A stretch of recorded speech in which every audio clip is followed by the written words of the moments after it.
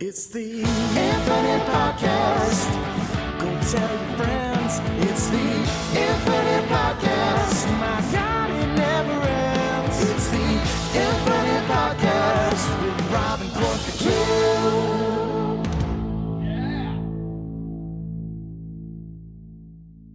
Hello, everybody, and welcome to another episode of the Project Infinite Podcast, the podcast covering the infinite and ever-expanding multiverse of fandom. From movies, comics, TV shows, video games, we got you covered. I'm Rob. I'm here, as always, with Court. Court, this is a historic occasion for us. It's our first two-parter. Right, we're finally reviewing Madam Web and Morbius in the same episode. A double feature. But yeah, there's so much to talk about this weekend, which obviously we knew going in with the release of Deadpool and Wolverine, and of course Comic-Con on top of that. So we're going to start part one of this podcast by talking about all the stuff that was talked about at Comic-Con, and well, most of the stuff that was talked about at Comic-Con, not all of it, but just some of the headlines, and then obviously the DC Marvel stuff. And then part two of the podcast will be our Deadpool and Wolverine review, which we have both seen, obviously. Right. Or multiple times. Nope. Or is one of us just going to make things up as they go along? No, we don't do that anymore. But yeah, so that's all the stuff we're going to talk about. First and foremost, yeah. So I mean, as far as news of the week, if you had news this week, unfortunately, it's not gonna happen. We're not gonna cover it, because why would you do news the weekend of Comic-Con if you weren't at Comic-Con? So we're just gonna dive right in. So I segmented this off. First and foremost, Miscellaneous. The Miscellaneous stuff. So Transformers 1 got a new trailer. That releases in theaters on September 27th. And I think I like this trailer better than the first one. Yep. I had the same feeling. I think it's a little bit more, I mean, obviously it's a little bit more plotty, which is fine, but I just feel like there's a little bit more vision on this one. And it's also a sell point. Like, for something where everybody has the stigma of the Transformers in their heads because of the live action movies. So, and if Teenage Mutant Ninja Turtles Mutant Mayhem has taught us anything about, modern animation, you can have fun. Like, you can have all this fun. You can do so much. Spider-Verse has done that, Invincible, so on and so forth. So, I think it's a little bit more focused in this trailer, and that's much needed. Character focused as well, much more needed. And then I believe there were screenings of this movie already for some reviewers, and people are really liking this movie too, which is awesome. Yeah, I think I've settled into the Chris Hemsworth Optimus Prime voice. It took me a little bit, and there's somebody else that I owe an apology to that we're going to talk about from Comic-Con that I owe a personal apology to, but we'll get there. Interesting. Yeah, I was super impressed with this trailer. Like I said, I've settled into the Hemsworth voice. Anytime we've talked about this before, like in previous iterations of, like, especially animation stuff, when you're kind of stepping into the shoes of an iconic voice actor, I feel like, and I'm not a professional voice actor by any means, but I feel like the task should be not to do an imitation of, or like an homage to, he or she who came before you. Right. We've talked about this, a bunch of times with the various Batman voice actors over the years. Like, all of them, whether it's Roger Craig Smith, whether it's Jensen Ackles, like, they all do their own thing. None of them have ever tried to imitate, nor should try to imitate, Kevin Conroy. And the same thing applies here with Chris Hemsworth. Right. Obviously, Peter Cullen's been the voice of Optimus Prime for almost 50 years at this point. 40, 50 years at this point. He's so good. He's voicing Optimus Prime in roles that he's not even Optimus Prime in. Yeah, so I'm glad, that Hemsworth is kind of doing his own thing with it. Brian Tyree Henry obviously is a pre-Megatron. So I know, obviously he doesn't sound sinister yet. Right. But obviously, I'm assuming the movie will detail kind of like Megatron's fall, to being Optimus Prime's chief rival. But yeah, I'm super excited for that. More miscellaneous things. Dexter is back. Yeah, people were really feeling this one too. I was also feeling this. I'm a Dexter fan. I love the series. I really enjoyed the continuation that was released last year. I thought it was a really great series, and I thought that was going to be the end of it. They did announce a few months ago that they were doing this Dexter prequel series that Michael C. Hall would be doing sort of like voiceover and a monologuing for, and we all knew that was coming. And then they jumped one further on us, and they're doing, I guess, a sequel series that is going to be titled Dexter Resurrection, right, that Michael C. Hall is starring in. Right. and that came as a big surprise to a lot of people because of the way Dexter New Blood ended. Right.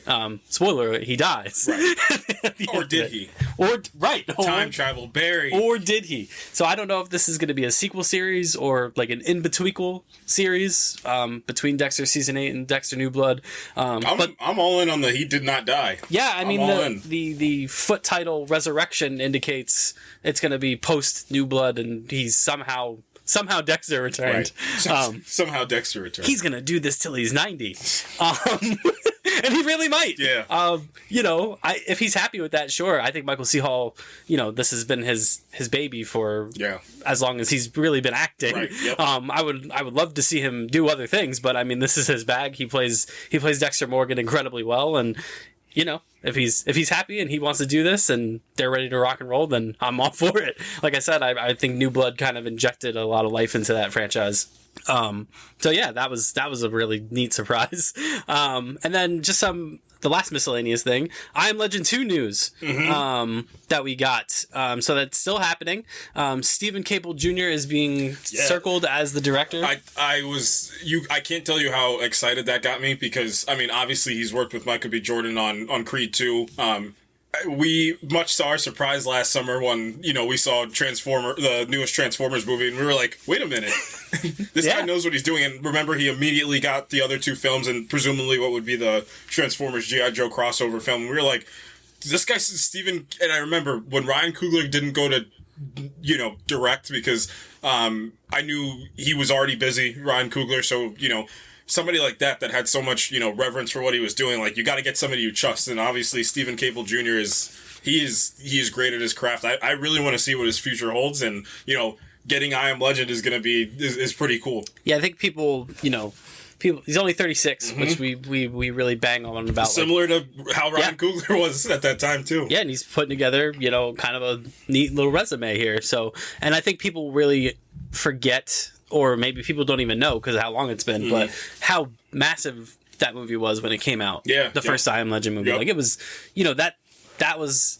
You want to talk about huge, just absolute, unsung mega hits? Yeah, and, it really was the... not that he really needed a proving point, but it really was Will Smith's kind of calling card of his superstardom. I mean, if you've ever seen the movie, he's essentially in it by himself. Right. It's essentially a one-man show for 95% of the movie. I'm definitely looking forward to a second one. They're canonizing the alternate ending, which we've talked about. Was Jaden Smith busy? I'm kidding. For those of you who don't know, the alternate ending of I Am Legend sees Robert Neville survive and kind of go to the outpost with the other two characters at the end of the movie, and I guess we'll see what becomes of that in the second one. Which is cool. I'm really excited for that. Now let's get to the comic booky stuff. First and foremost, the non-DC Marvel related stuff. Invincible Season 3, and we got a poster of Season 3 of Invincible and a confirmation that Season 4 is happening. Right. So we got a look at Mark in his dark blue and black Invincible costume. You might be the villain soon. Mm-hmm. Yeah, I mean, that's where we're headed. We're headed to the Invincible War, essentially.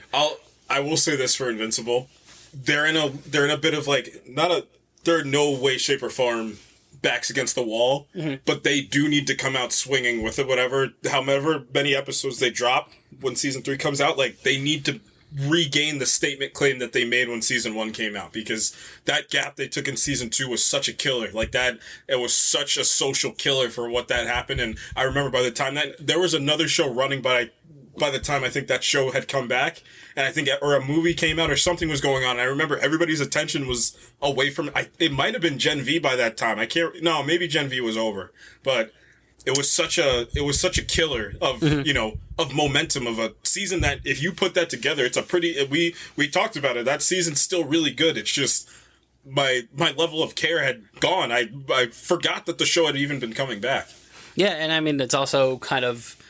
It's also caught in this whirlwind of other just things just being out now. Like, it's especially on Amazon. Like, right, Invincible your own network is, you know, being usurped by The Boys, which we're going to talk about next. Yes. Yeah, so The Boys, a lot of news for The Boys universe came out of Comic-Con, starting with Gen V Season 2 is obviously coming out next year, and the Deep will be in it. So Chance Crawford will get his kind of time to shine at Gen V, which is cool.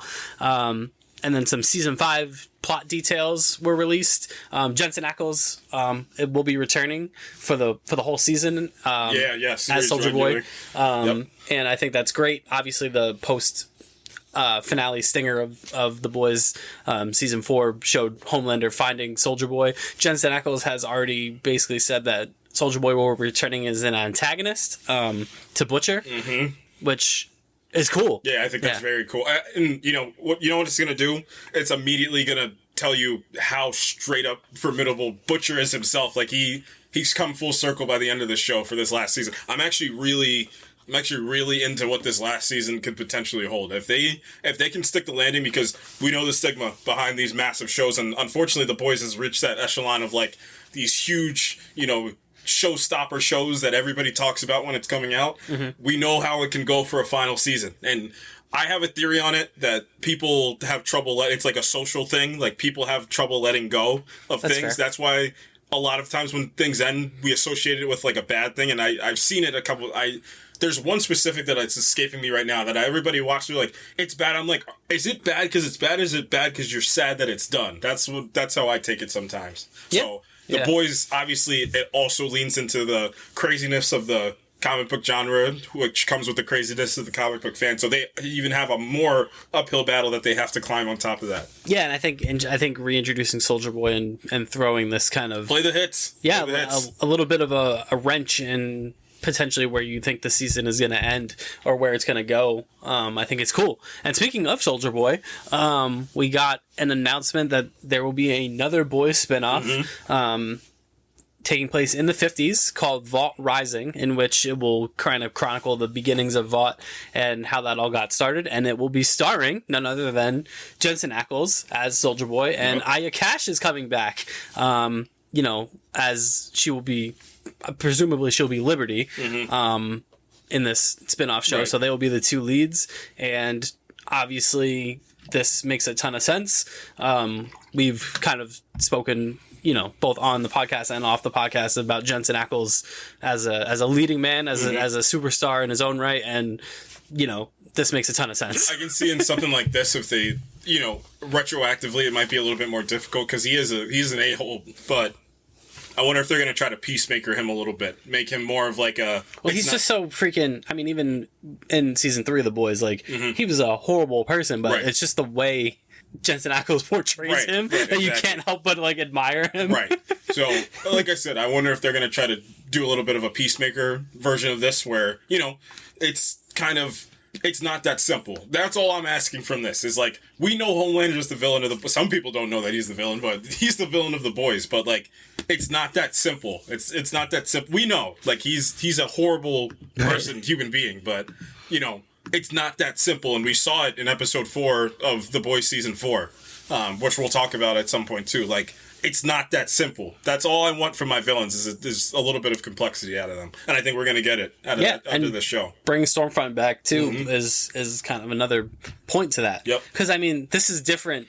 You know, doing this is different than doing Gen V and doing even The Boys, where, like, you have, in Gen V, you have Marie, who is, you know, she's a good person in that universe, and she's your point of view character. In The Boys itself, obviously, you have Butcher, but, like, Huey is really the point of view character of The Boys, who is also a good person. We need to get back to that as well in Season 5. We have to get back to it. Obviously, like I said, we're going to review The Boys Season 4 at some point, but there's some issues in the season. It's not as bad as people are saying it is. No. But there's a couple issues, and I think that's one of the issues. I think that show is suffering from a tad bit of a main character problem in Season 4. Yeah. From like a morality perspective. Yeah. I think that's the issue. And I think that's kind of not the problem that you'd run into with a show like this, but you have to, if you're going to make the show about Soldier Boy and Stormfront, like Liberty, you're going to have to put them against something. Yeah, there's also... That isn't just Nazis. Right. Well, there's probably also going to be... I think there's going to be another character that's going to kind of be like a Starlight-esque character, where it's like, this person is here of like, this is a good person to follow during this whole thing. And they're going to see like, oh, these people are horrible. Like, everything I lived was a lie. You just don't want to, beat the same drum twice. That's the only thing, I guess, that they have to be a little careful of. Yeah. But I mean, I totally just trust this team, and I trust, obviously Jensen Ackles can do whatever he wants as that character, and I think it'll Batman. Make a Batman. But that's as far as like the comic, non-DC Marvel stuff, that's pretty much it for headlines. So let's get into the DC stuff. First and foremost, logo. We got a logo. Mm-hmm. A DC Studios logo. People are hating on it. Which I don't understand. I mean, I know why. Yeah. We won't say who. We know who. Yeah. So obviously it's a throwback to the, not the early days of DC, but that kind of like the golden era of DC Comics, is kind of what that you say that golden age, and I think that's exactly what James Gunn is trying to capture. I mean, we spoke so highly of when the set photos started coming out for Superman, and I said, which is done filming, by the way. Right, it just wrapped filming it like a couple minutes ago. James Gunn's tweet just came out, but it's the same feeling that I got for the Batman. There's something about this that just feels organic. Like, there's something about this that feels correct. And I can't wait to talk about Fantastic Four in a little bit as well, too. And it's funny that those movies are coming out within the same month of each. They should have done the same day. But they're coming out within a 2-week period of each other. But there's something so real about that movie. Mm-hmm. And I can't wait to see what the jump start is. I feel like, also I saw Twisters, with David Cornswet is in that, and from his first line of he's not a villain, but he's not a good guy in the movie, essentially. No, the villain is the Twisters. No. That's cosmic indifference. The villain is capitalism. Damn. Mm-hmm. But yeah, I from his first line of dialogue, I was like, oh, I see why you guys did that. I see why you guys casted him. So I mean, I can't wait for that movie and that universe to blossom and to see what it is. And again, to your point, they didn't really go like, here's 45 movies coming up. It's like Superman, Lantern Show, couple other things. That's it. But the main focus is Superman right now. This is the number one thing that we're focused on. Which it should be. The main character of the main universe correct. That's all we're worried about right now. You have to. That's exactly right. Like, you have to get the marketing machine behind this mm-hmm. movie, or else there's no point in talking about any of the other stuff. Mm-hmm. Like, if Superman fails, like, everything else is going to crumble. Yeah. Which, I mean, I don't think it's going to. No. I think quite the contrary. I think this movie might thrive, and I just want to see that first trailer is going to tell me everything I need to know. And I think the more important thing than obviously quality is so important, and it looks quality from everything I've seen. It has a lot of location, and everybody's like, well, we don't want to see anything from the argument in Deadpool and Wolverine. We're going to talk about that a little bit. I mean, the argument always is, why are we shooting on sounds? It's because you guys take pictures of everything that's out there, and you see mm-hmm. the movie before the movie comes out. But like I said, that adds to that organic nature. Like, they were in Cleveland shooting. They went to the Guardians Stadium to film a fight scene. Like, this feels like a film. I can't explain it any other way. Yeah, totally. And then, speaking of Superman, we got a trailer for the final season of mm-hmm. Superman and Lois. This Comic-Con was really a nice kind of served as a nice little send-off for Tyler Hoechlin and Elizabeth Tulloch as Superman and Lois. A lot of people respect him as Superman, and I think that was very telling this weekend. Like, there's a lot of people, I think, like, collectively so many people have been seeing, like, I'm pretty sure he talked to David Cornswet at some point.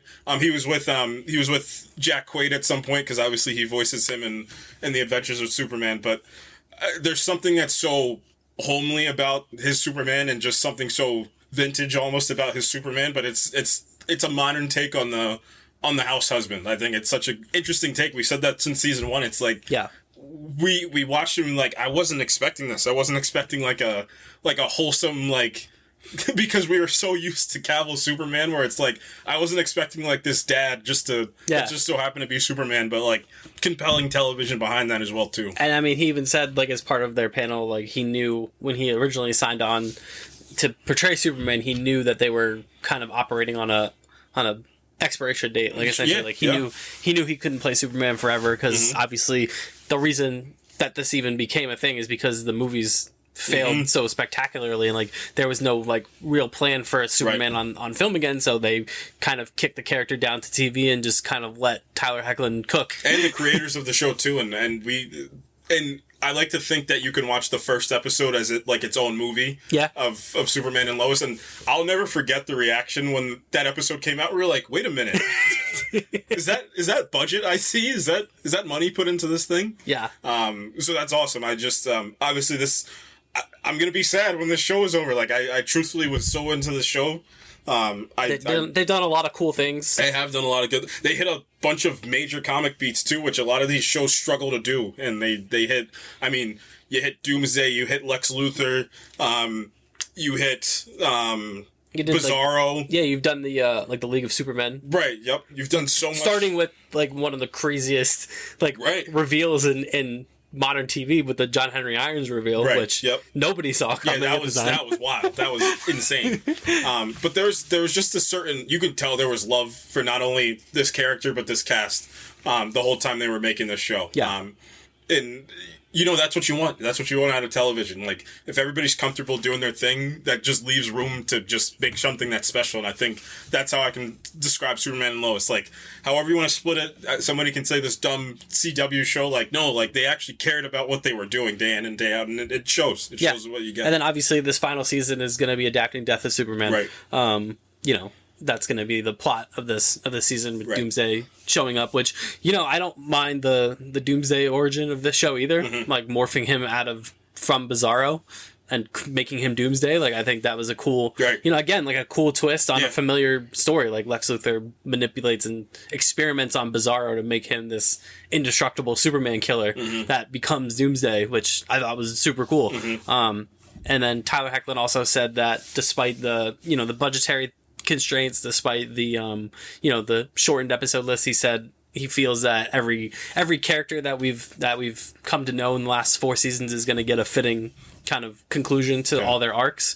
So that'd be cool because I think one of this show's strengths is in their cast and in their minor characters. Well, it was apparent from season 1, and I mean even down to like your more and more minor characters. Like everybody, I felt something for, and that's so difficult, especially with television. It's so difficult for me not to be graded by anybody, and everybody. Like I said, it's bringing your A game, but it's also being there's no negligence from the writers to any of the characters, and we're big proponents of. Every story needs to be character. Like, if you're going to write something, it needs to be character driven. That's who we're following. And I'm glad you brought that first episode up too, because like all I'm thinking about in this final season, like I remember that first episode, and I just know whatever the series finale is going to be such. It's probably going to be like this very touching kind of like love letter to Superman, right? Because that's what the first episode, the pilot, was kind of predicated on. Was kind of like we're showing you Superman the way he should be shown, right. And I think this series finale is going to probably do the same thing. Right. That show's so good about it too. That's what I'll leave with is even that episode from I believe season 2 where it was he was stuck in that trance, and he was like reliving his life of like his best moments. It's not his best moments as Superman, it was his best moments as Superman as it pertains to Lois Lane. Like just something that was so simple but something so effective as well too. Yeah. So, and also the show is, even though it came to the game late, it's also the end of the network TV DC universe. This is it. That obviously started with Arrow. Well, technically, I guess you could say it started with Smallville. Right. And then was popularized by Arrow in the Arrowverse, and like I said, Superman and Lois kind of obviously came to that late in the game, but this is the end of it. Right. All the DC shows after this are all on Prestige TV, like HBO and other things. So so this is it. This is going to be the end of network TV DC shows, which is kind of crazy. Speaking of TV shows, we got a trailer for Creature Commandos. At Comic-Con. I'm in. I'm also in. I'm in. Yeah. As soon as that first line hit from Waller, I'm like, oh yeah, I know exactly what they're doing, and it's so simple.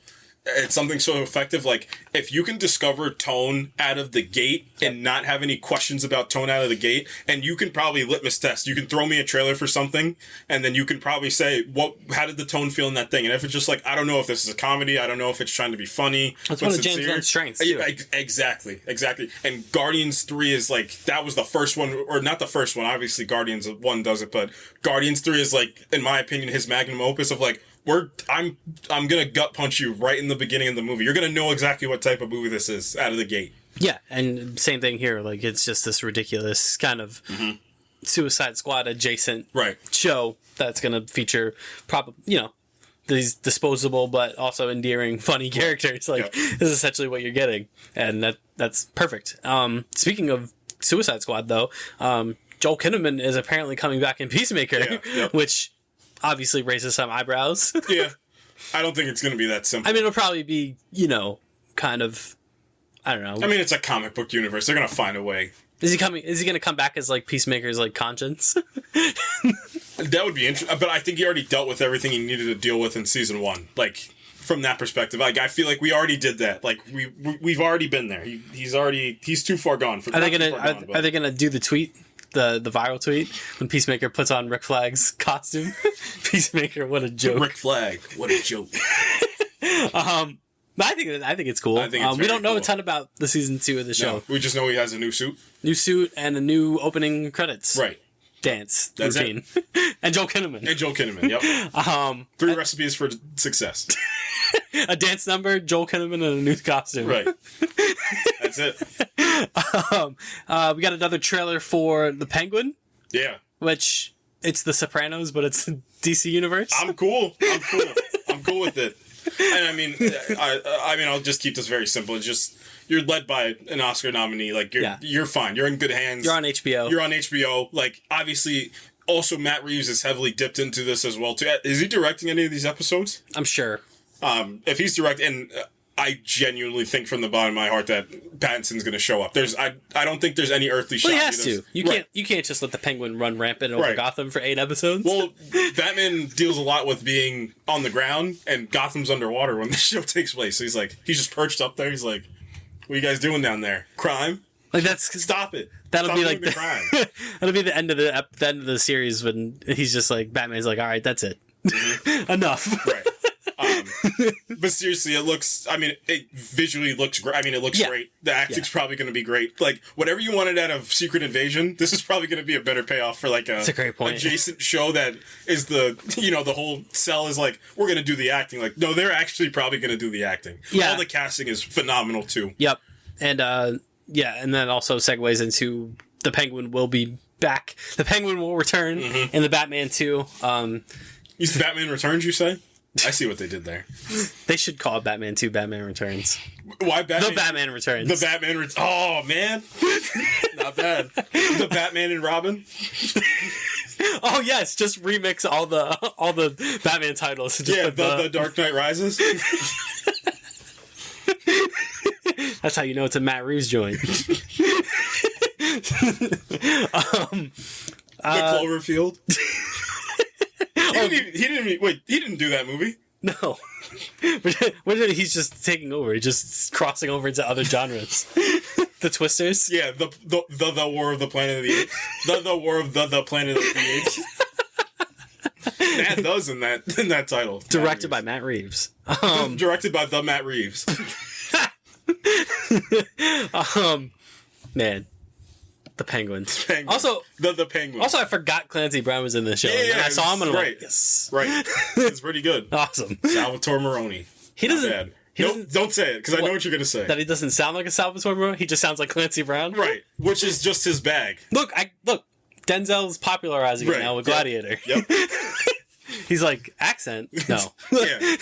Ancient Rome? No accent. No, I'm going to be Denzel Washington in this. You guys must be crazy. And then the main event of the evening of Comic-Con weekend, Marvel. So Marvel returns to somehow Marvel returned to Comic-Con. They booked Hall H solid at 9:00 Eastern time. Yeah, we prime said, time. Right, we said out of the gate, a couple of weeks ago when Marvel said, or months ago, whenever it was, when they said they're going to Hall H, we're like, oh, they gotta. I think we said like they have a they have a knockout punch. Boy, did they! They had a knockout punch waiting to go because they're a studio like that in the same weekend released a movie that's going to hit $1 billion, if not more than that. Yep. You know, just what was it? 500. It's already at $500 million. Yeah. 500 billion, right? Million. 500 million. No. I'm talking about the universe as a whole. Oh yeah, it's like 50 billion or something like that, or 30 billion, something like that. At the box office total. Which, I mean, you know, we've talked about. It's I'm going to refrain. It's the single greatest cinematic achievement in the history of movies. Yeah, any way you want to slice Deadpool and Wolverine is the 34th film in the Marvel Cinematic Universe. Right. Like, nothing's ever touching this ever again. Fast and Furious said. Don't count us out. But yeah, we said that this panel needed to be focused. Yep. No more of this is our thing from 2020 to 2077. Like we don't need that. Once the boys made fun of it, they knew they actually had that plan, and then the boys made fun of it. Like, keep this bad boy focused. Leave the TV stuff at home.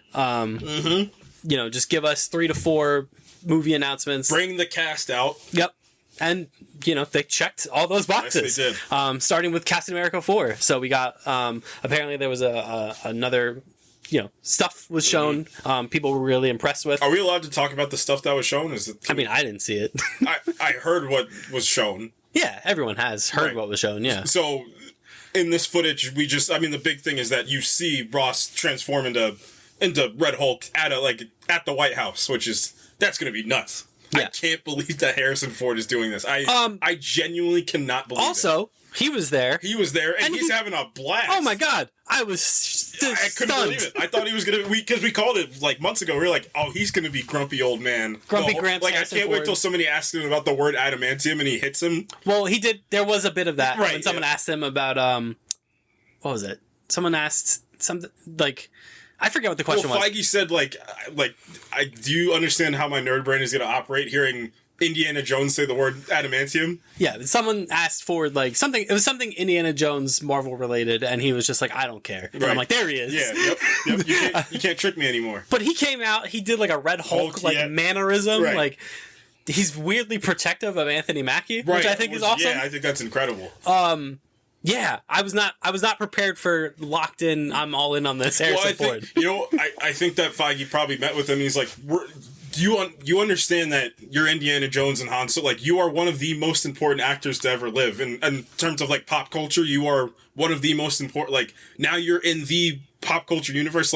I need your help with this. And I he had need a you to help me quote. sell this. Ford had a quote that I shared with you that I thought was just pitch perfect when he said I've seen all these other actors come over, all these revered actors that I respect and admire. They've come over to these Marvel movies and had a fun time, and he was like, hey, I want to do that. And I think that's he's just I'm amazing. not a good actor, but I want to have a fun time.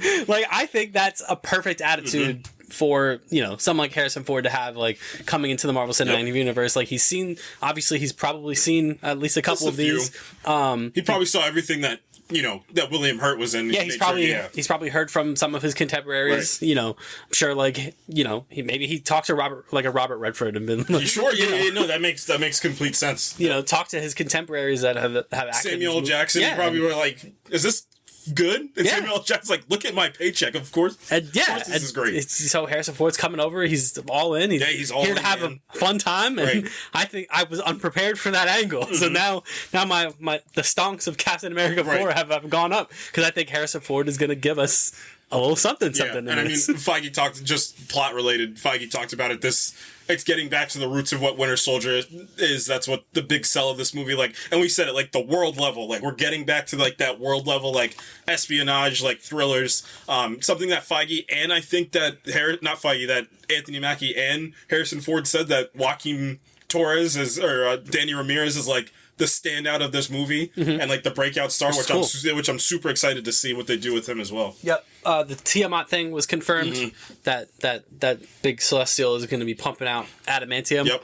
And that all the Celestials, that's what they're made out of, which I think is... It's cool. I think that's really freaking cool. It kind of would give them this kind of godly presence. That they're literally beings of this indestructible metal. Right. I think that makes a ton of sense. Yep. Giancarlo Esposito's character has been revealed. Yeah, we were wrong. The internet was wrong. He was right. Yeah. Remember when he said that no one's going to guess? Right.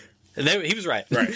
So he will be portraying a character called Sidewinder, the king of the Serpent Society. Right. You know how many times as a kid I saw the Serpent Society get messed up in the Avengers cartoons? Get cooked. And those of you longtime MCU heads, the original title of what became Captain America Civil War was Captain America and the Serpent Society. That was like the masqueraded title when they didn't want to be like, they wanted to surprise everybody, like, surprise, Civil War. So the original working title was Captain America and the Serpent Society. So it's kind of cool that they're bringing that back around. I mean, that type of character works for Giancarlo Esposito, the head of some secret organization where he gets to look cool and carry a gun and probably spit some mean dialogue. Well, he'll be back. It's just, and he said he'll be back in a television show. And again, I wonder who it will be against. And that's when we lead into the Thunderbolts in the room, because I have a theory of when he's going to be back. Yeah. So we brought out some of the cast of the Thunderbolts. Sebastian Stan, Florence Pugh, David Harbour showed up in the Red Guardian costume. Why is nobody else wearing their suits? Pretty good. We got some plot details about the Thunderbolts, and it's a wacky romp of these villains who got assigned to the same task, and they're like, wait a minute. Right. The task most likely will be, because we just found out who, what's his name, Louis Pullman is playing. Well, we don't know for sure. We know he's going to be. Well, he said he's like, because the moderator's name was Bob, so he's like, my character's name's Bob, and obviously we know that's Robert Reynolds, the man, Sentry. Yeah, the Sentry. So, the man made out of a billion. How are these guys gonna fight the Sentry? Something's gonna happen, right? There's gotta be something. It's a bunch of super soldiers, and exactly. Some of them aren't even super soldiers. Right. Some of them are just Yelena Belova. Yeah. So, and who's the heart of this movie that they all kept saying she's the main character, like makes a lot of sense. She's the focal. I mean, you put Florence Pugh in the movie, you make sure she's the focal point. Yeah, makes a lot of sense. Sebastian Stan's definitely dying in this movie, right? There's no shot he's making it out of this, right? He's been alive for too long. He has been alive for a long time. Literally, he's been alive for too long. I mean, I if we're gonna like Suicide Squad this and like predict like people that are gonna die, I think Red Guardian probably. Oh yeah, and a sacrifice for his daughter. That's a no brainer. But I also think Bucky is probably near the top of that list as well. Yep. Taskmaster. Probably. Yeah. We never missed you because we never knew you. We never knew you. Never. Yeah.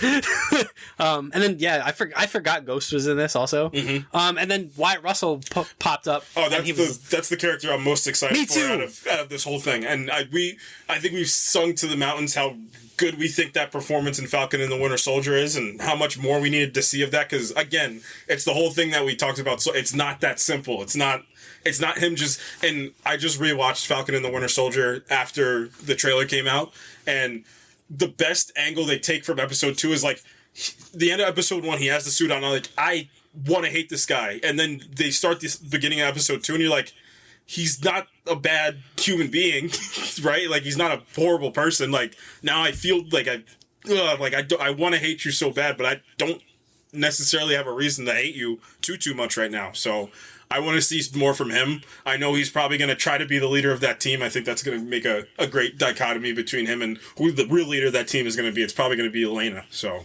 yeah, and he said that he thinks people are going to love him in this, which is fun. Yeah. Listen, for a movie like this and Captain America 4, action needs to be tight. Like I said, if you're going to do this, obviously you're going to have some absolutely. You're dealing with a living celestial being that's built into the planet, and in the other one you're dealing with a man that's made out of a billion exploding suns. There's gonna be some CGI in these movies, but you have to ground some of the action at best you can. You got to make sure these performances are dialed in as well too, and you got to make sure we care about these characters. That's the number one thing, especially for Thunderbolts. Which theory time? You ready? It's the Dark Avengers. That's why there's an asterisk, and I think it's gonna lead straight from Captain America 4. I think that Sam's gonna fail at the end. And then that's going to be the mission that they go on. They're going to have, it's, like I said, it's the giant size X-Men thing where, all the X-Men get captured, go save the team. Here's your new, corporate led Avengers. That's going to happen. Yeah. And we found out that Allegra, whatever her name is, Julia Louis-Dreyfus. Right. She bought Avengers Tower, which makes a lot of sense to me. She's the new Fury. This is a twisted version of what the Avengers are. Hold that thought, because we'll revisit that point at the end of this when we get to the last thing. because what we thought the last thing was not indeed the last thing, but the next thing. Fantastic Four stuff. I'm in. Yeah.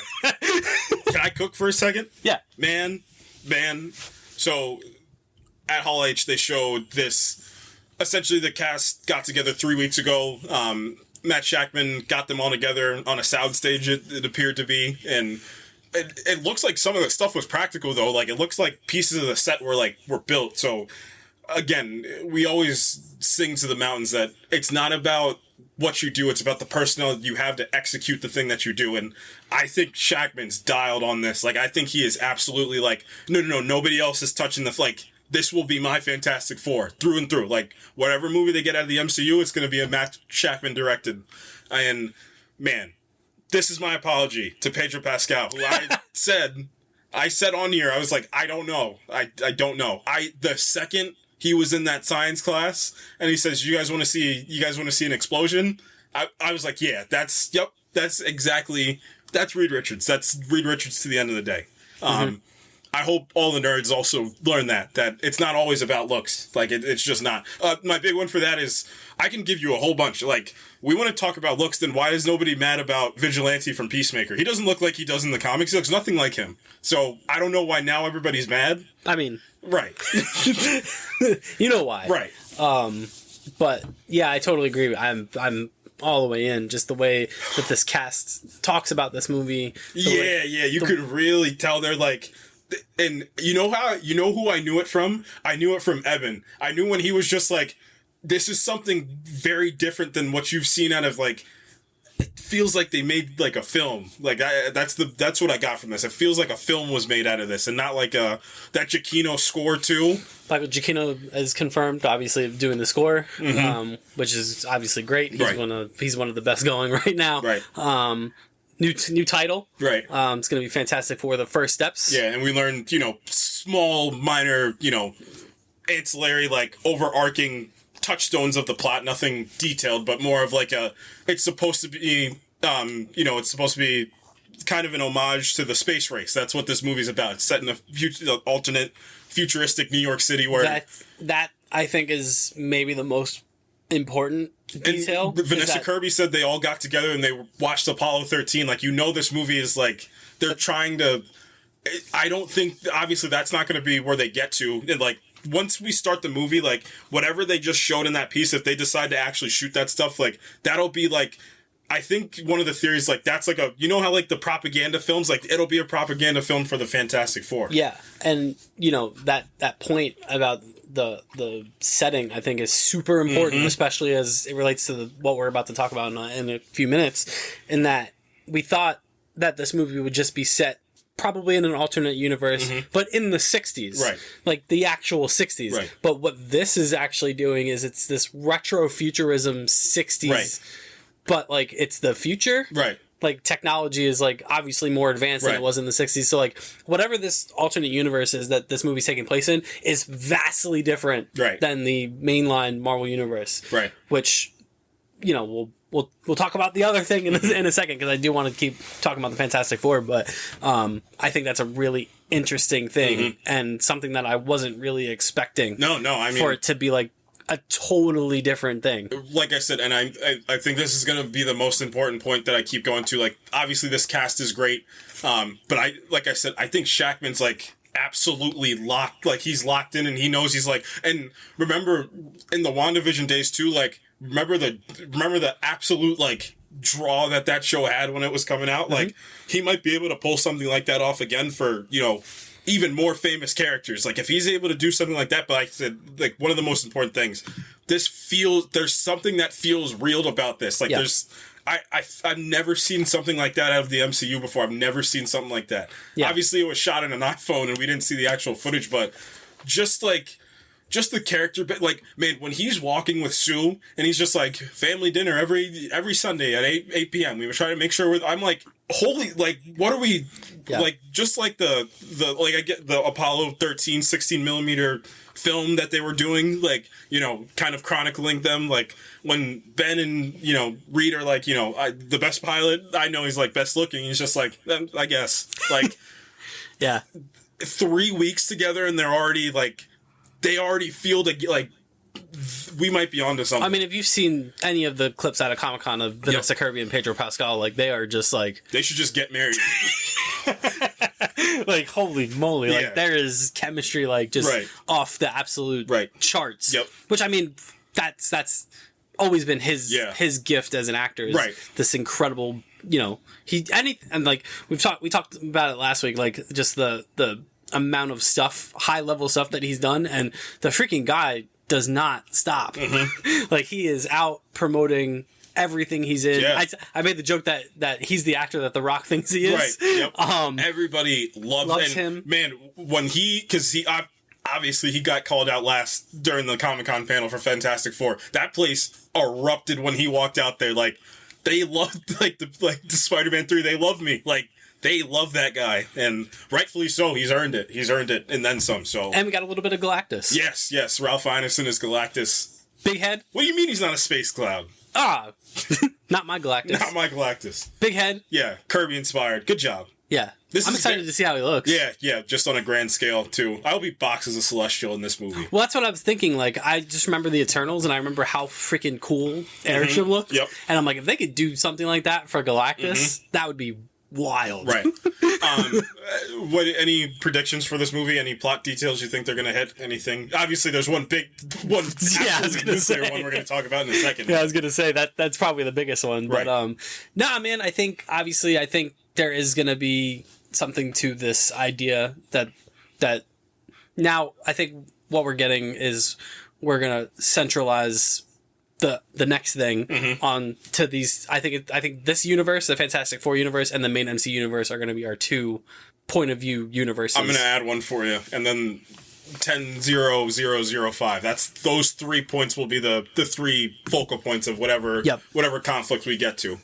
Speaking of which, man. And then, so you think they do the Fantastic Four thing. They show the footage. The big car comes in. Yeah. And you're like, great. The score's swelling. You're like, wow. Yeah. Awesome. You're like, great job, Marvel. Knocked it out of the park. Great freaking. Oh, shoot. There's Avengers movies we got to talk about. Yeah. And Kevin Feige's like, he does the Jackie Chan's uncle from One More Thing. Jesus Christ. I can't believe it. So. First and foremost, he's like, hey, all right, 2 new Avengers, not new Avengers movies, but we're redoing the first one. Kang Dynasty is dead. Not only is he dead, Jonathan Majors is dead to us. He didn't say that. Yep. He wanted to. So before I do anything about that, ladies and gentlemen, the Russo brothers are back, which we knew. I think Hollywood Reporter reported that last week that they were in talks to return for the next 2 Avengers. I think at first it was just Avengers 5. I thought we knew it was both. I thought maybe you might be right. So the Russo brothers are back. Jeff Budness is back. The one of the scribes of Infinity War Endgame. Silvestri's back. They're bringing the boys back. They're bringing the boys back. To do the Avengers, which I mean I can't complain about that. Right. The Russo brothers have done their ability to handle. They've done the good ones. 20 plus A-list actors in the same sets. Even going back to Winter Soldier, Civil War, all that, They have the best. They have the best resume. They have the best resume in the MCU. Ryan Coogler is the only one that's close. James Gunn is second, and then Ryan Coogler. The only reason Ryan Coogler is not above is because he doesn't have more movies. Yeah.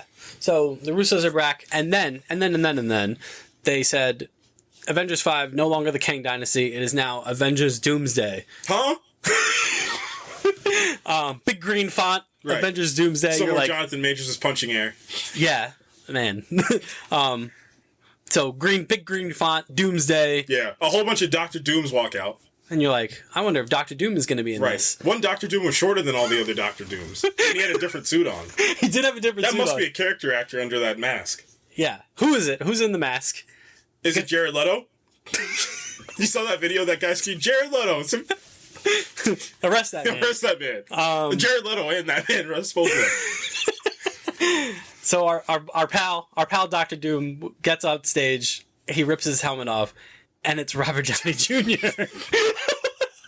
So for context, because I want you to talk about like the instant reaction you had, and then I want to talk about like an outside looking in perspective. Yeah. So the instant obviously the instant reaction I had was like, this is insane. Because you were like reacting to it live, right? Yeah, I was kind of just scrolling Twitter, just like because I was excited to see the Marvel panel, and then I kind of checked out like after the Fantastic Four stuff because I was like, surely that was it, and then what new news were we gonna get from the Avengers? Because I had a feeling they were gonna talk about it, but so I refreshed it one more time, and then like the Russo brothers are back. I'm like, oh, that's probably the big one, right? And then I refreshed again, and then this flood of Downey. Obviously the moment he rips the mask off, he does the look at me, he does the Iron Man 1 with the Jericho missile pose. And I obviously hot shotted that to you, and I was like, what the hell? And your first message back to me was like, I hate this, is what you said to me. I think that's very true. So here's my perspective on the whole situation. So I was out. I wasn't home when this happened. And I just remember I checked my phone, and it had to have been like 20 minutes-ish after this thing happened. Yeah. And I had received texts, Twitter, and I was like, did somebody just die? Why is everybody... And all I see is doom, doom, doom. And I'm like, what's happening? What's going on? What is doom? And then I see RDJ. I survived the doom. I survived. My house survived the doom. Robert Downey Jr. survived the doom. And then I looked and I said... I saw the picture of him on stage and I was like, is this Photoshop? Like, what's going on? It's so... Did you see Anthony Russo's face? he did the Beast from... Oh, dear. Oh, dear. He's like, I have to do this for another 5 years. I mean, this is one of the most momentous occasions in comic book movie history. Right. I mean, you're talking about the biggest cinematic universe in film history. The main character of this thing is the main hero of this thing is now becoming the main villain of this. That, excuse me? That's unheard of. That's just is insane. It's such a, I mean, it's such a swing. It's such a swing to do this. I mean, there's going to be a documentary released 20 years from now that details about the MCU. Yeah. Oh my, that thing might be one of the most watched documentaries in history. And then I mean just this moment in particular is just so. I mean, it's so unexpected. It's just like. I mean, we've talked for how long about doom casting on this podcast. People have thrown every name under the sun for.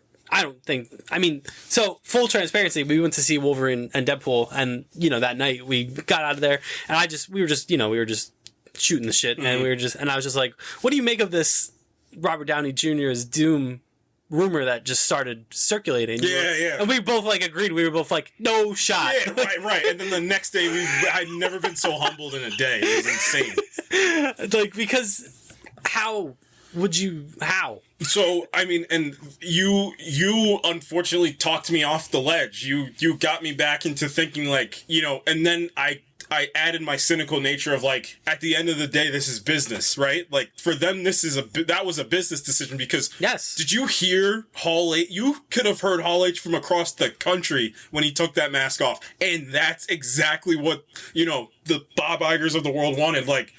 Get butts in seats. That's all I care about. Just get people to watch the freaking movie. And we'll figure it out later. Right. We'll figure all that stuff out later. And we got to hope that, we have the Russos back. We have Jeff Loveness back. And now we have our baby boy back. We can figure this out. And, one of the things I told you just from a personal approach for Downey is I think there's a little, personal skin in the game for him. Sure. We're $80 million worth of personal skin. But, he has the opportunity to do something completely unprecedented. Right. He was already, arguably, you can... split hairs with saying, but it's arguably the best comic book casting in history of him as Tony Stark. Now you have the opportunity for him to do that as a hero and a villain. And, I said this to you. I said, I think if he doesn't win the Oscar for Oppenheimer, this probably doesn't happen. No shot. Because I think he still probably is, he would still probably be chasing that. Right. He's I'm a high cinema actor at this point. I didn't get my Oscar. I'm going to keep pursuing that. But now that he got the Oscar, he's like, I'm gonna go have some fun. Right, tell him to bring me my money. I'm gonna go have some fun again and do this. But I'm not gonna be Tony Stark. I'm gonna try a different thing.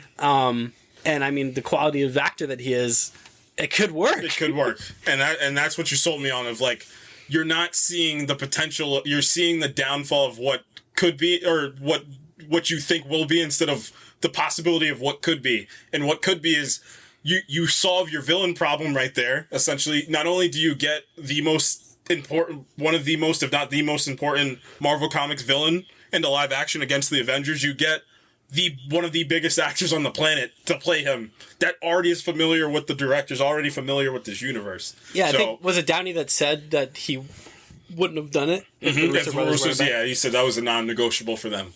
And listen, talking plot, and this is the Fantastic Four elephant in the room, I think this Doom is from that universe. Yes. I think that Doom is, and I think rightfully so. And I thought about it, I'm like, man, what person would be a perfect counter for, if you're going to do this Robert Downey Jr.? It would be Pedro Pascal as Mr. Fantastic. There's this absolutely lightning store of charisma that's going to, have to counter that. I think I just see them with scenes together of like the smart measuring contest, like we're going to figure out who's the smartest man alive. I'm chomping at the bits. The confirmation we got, the Thunderbolts and the Fantastic Four will be in both these Avengers movies, that's huge. Oh, they said everybody that you saw in the 3 panels before, all of them are going to be in these Avengers movies. So now and this is probably the Fantastic Four might figure out my problem that I have with the MCU, but again, of the characters that are in the main 616, there's still, again, this is my big issue.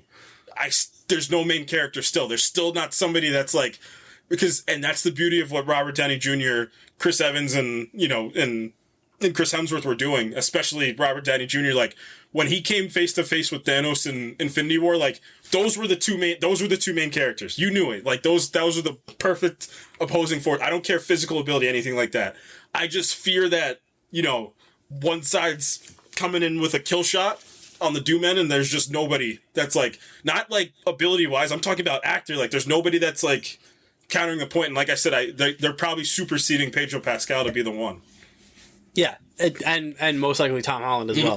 Right, exactly. We didn't even talk about that yet, which that's what I thought too. They're gonna make sure that Tom Holland turns in. You thinking what I'm thinking? I'm thinking Doom kills Tom Holland in whatever subsequent movie. Ooh. You're just going to need to make sure you get Miles Morales ready to go. That's what I think they're trying to do. That's a great idea. You kill him in Secret Wars. Let him get the symbiote, too. Let him get the symbiote. Let him get killed. And then, by the time all new, all different, whatever 2030s, the mutant saga, what I'm assuming they're going to try to do. And, like, the Fantastic Four are probably going to be in the main 616. You're going to have the new look X-Men. And, you're going to have Mackey's Avengers. Like, that's how you should do it. And then, Tom Holland, Spider-Man, the Sonyverse, like, kill him. And now it's Miles Morales. Kill him. Yeah, I mean, I think there's, using Downey as Doom, like, just opens up a ton of storytelling potential with the other characters in the universe, because, and I think it was Variety said he is playing Victor Von Doom. Right, he's not playing Tony Stark. Yeah, Joe Russo said it. He said this is like, or Anthony said, he's like, there's no other man that can play Victor Von Doom. He didn't say like Dr. Doom. He said Victor Von Doom. So it is him. It is Victor Von Doom he's playing. So, and we're gonna talk about it in a second when we talk about Deadpool and Wolverine. Like, the multiverse has the potential for two different people to be acknowledged as looking the same in two different universes, two completely. Deadpool, we'll talk about it. The Deadpool. You made a great point about it. You said it officially canonizes right. It canonizes this concept that someone can look like someone else but be a totally different person. Right. I think it's like I said, I just couldn't believe it. Like, and Downey, the tagline that Downey is trademarking is new mask, same task. Mm-hmm. So, and that's the thing. Like, and again, I think they're gonna play on, like, I envision a suit of armor around the world. Doom's suit of armor, unfortunately, is more not like we will. It's not like we can. It's a no, we will. Like, we will. I will save the multiverse myself, and that's what I think this whole thing. And it's gonna be a perfect villain arc for him. Like, this is what you get for trying to play God. That's exactly what Doom tries to do. I'm going to play God this time, and I'm gonna win. I'm gonna win this time. Yeah, and I think they're gonna obviously pull from a lot of different inspos for this portrayal of Doom, but I think the one that obviously it's a very well known panel, but I think it's one that is incredibly MCU relevant, and it's the one of Doom confronting Thanos. Right.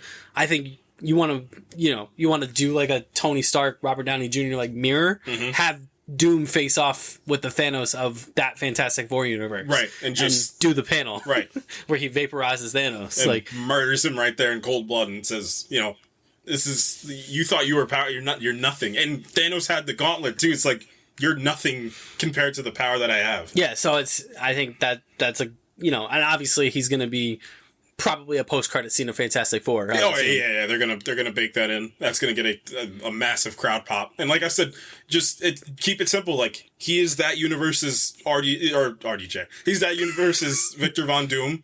By the time if you get post Secret Wars, like, you could give us a new Doctor Doom by that time. You can give us a new Doctor. We're gonna get new Wolverine. We're gonna get new X-Men. Like, he's gone. Like, this is the main 616 Victor Von Doom that's been operating in the shadows. Yeah, and I mean, obviously that was all Doctor Doom focused, but the other Avengers movie, obviously Secret Wars, was confirmed as the other Avengers movie. Right. Which no shot they don't split that into 2 parts. I still think that's likely. There's no, if you had to split Infinity War and Endgame into two parts, there's no earthly way that you can't split these into 2 parts. Unless you retroactively, unless Doomsday acts as Secret Wars Part 1. This is, I just feel like there's a movie missing. Because what's the plot?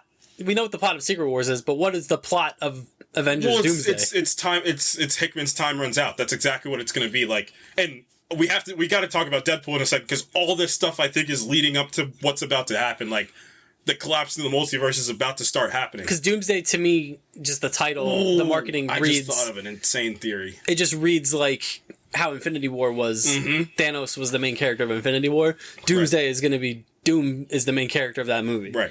Going up against something.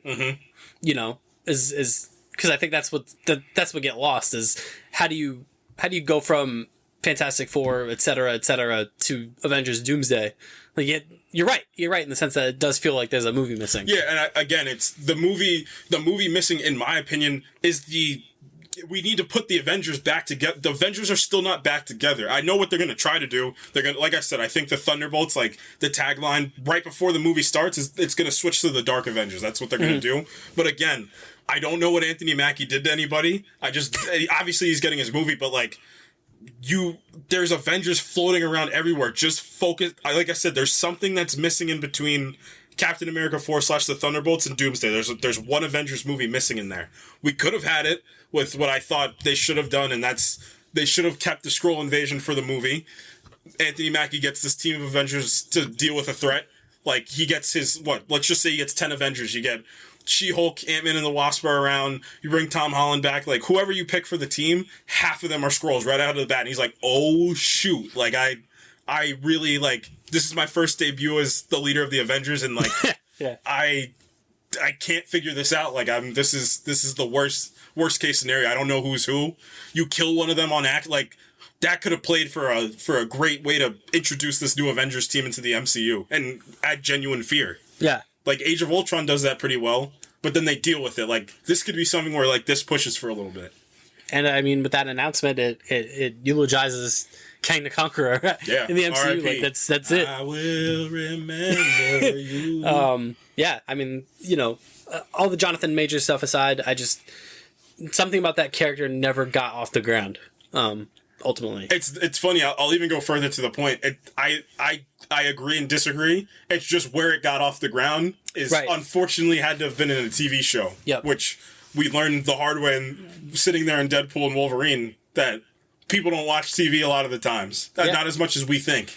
And, we were hoping that they'd be able to confront this idea that they put him in Ant-Man Quantumania and he loses. We thought they would be able to kind of rectify that and do something with that, but... Was that the smartest decision that movie made retroactively?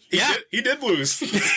Kang was dealt with. Yeah, and then Loki Season 2 doubles down on that, and they kind of have that throwaway line about, like, yeah, there's other Kang variants running around, but we're kind of... We're keeping an eye on it. We're monitoring it. Because we said, like, the original plan, I think, was obviously Kang Dynasty, like... That's when they were going to reform the Avengers, and then it's going to be like, oh, like, obviously Scott's going to be the one, like, you guys do not understand what we're about to face. Like, and then Loki as well. Loki comes back, he's like, no, yeah, he's right, like. Which brings me to the point about Downey again. you have now this very interesting marriage of now you have Hiddleston and Downey, and their roles are flipped. And I think that's incredibly compelling. Right. And we've been speaking about it for almost a year now, it seems like, of like, there's your main character. It's Loki. Loki's your main character. The man at the end of time. Right. Who oversees the multiverse. Right. And I wish people watch TV more, because I can't say enough of how incredible I think, like, how different, like, it's like set apart from all the other TV. Like, it shouldn't even count with the rest of the TV shows, how good it looks, how great that storytelling is, up until the very end of that show. It's just it's so poetic and so well done. That's your main character. That's who it is. Loki being this kind of, harbinger of Doctor Doom, I think would be very interesting. Yeah. With him, like, coming to probably his brother, I would imagine, would be the first person he would see and be like, there's this entity, this person. He's not even an entity. He's a man. Well, he's a man from another universe who is coming to destroy everything. Right. And then, but the big twist you learn is, no, he just saved the entire multiverse. Yeah. So, like, by the time everybody gets to Battle World, it's like, thank you. Now you guys can all kneel at my feet. Like, I saved every single last one of you guys. So yeah, I mean, all in all, just to put a bow on the Robert Downey thing, like, it's a massive risk. It's a massive swing. I completely understand all the criticisms that come with it. It reeks of desperation. It reeks of all this stuff. But at the end of the day, I think it can absolutely work. I think he's obviously one of the most gifted actors in Hollywood. Money aside, I don't think he would have returned to this in this role if he didn't have some sort of, mission to execute with it. Maybe an episode we cook up is just talking about this, of like theorizing what, Oh yeah, because this opens up a bag of just tons of stuff. Right, because this is essentially, these could be the last two Avengers movies.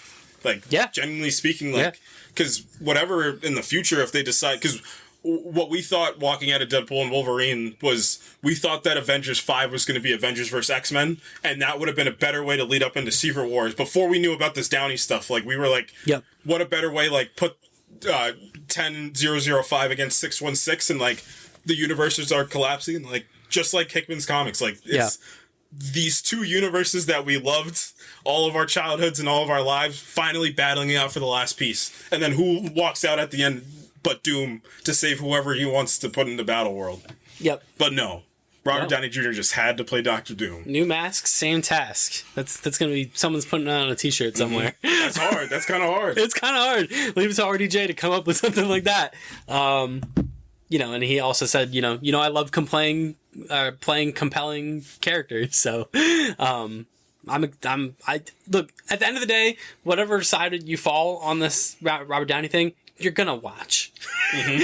There's no way you're gonna skip out on it. So, man, that's Comic-Con in a nutshell. Speaking of Deadpool and Wolverine, you can obviously stop this episode now, and you can listen to part 2, which is incoming, which we're about to do.